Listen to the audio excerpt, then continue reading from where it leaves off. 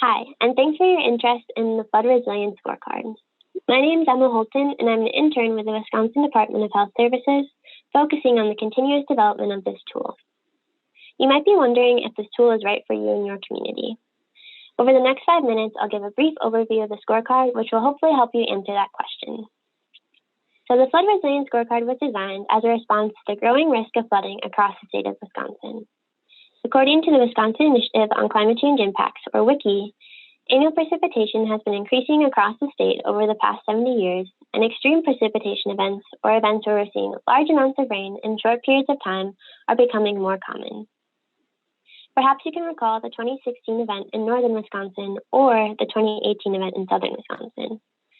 WICI predicts that events like these are going to become more common and potentially more detrimental in our future.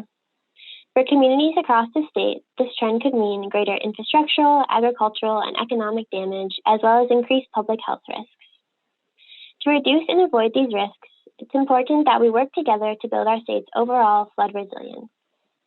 Flood resilience refers to the ability of an ecosystem or a community to withstand the disturbance of flooding.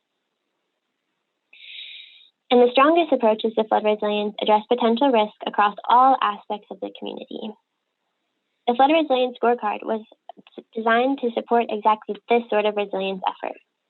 Wisconsin Sea Grant and the Wisconsin Department of Health Services, along with numerous other partners, have worked to create this tool, a comprehensive flood planning checklist that aims to help local and regional governments assess past, current, and future flooding impacts in their community and figure out how to proactively prepare for future events. Think you might want to use the Flood Resilience Scorecard? To use the tool, you should first take a look at the scorecard document on the Wisconsin Sea Grant website. The scorecard provides suggestions on which staff and experts you might want to bring together to go through this process. This might include city administrators and planners, public works staff, community organizers, and long-standing members of your community who experience the effects of flooding firsthand. As a group, you can choose to go through the entire scorecard document or through the 3 modules which make it up individually.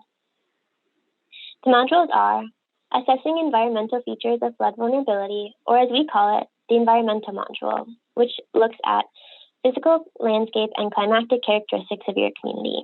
The next is Developing Sustainable Community Policies and Plans, or the Institutional Module, which looks at infrastructural and governmental capacity, as well as policy content.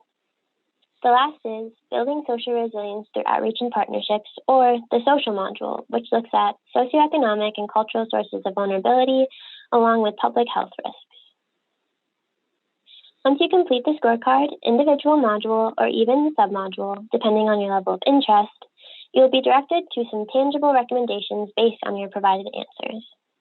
The recommendations range from construction projects, to funding, to policy recommendations, to community engagement, and beyond.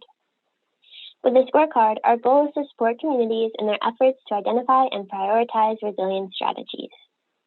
Additionally, we hope the scorecard helps communities establish a baseline for comprehensive flood resilience and readiness, while also connecting them to numerous resources, best management practices, and experts.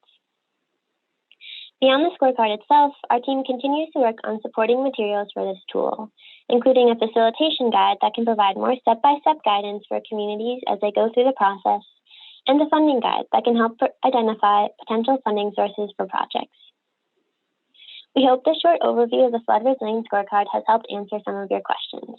If you have more questions, or if you'd like help with planning your community scorecard process, please reach out to Maggie or Natalie. Thanks for your interest and for your time.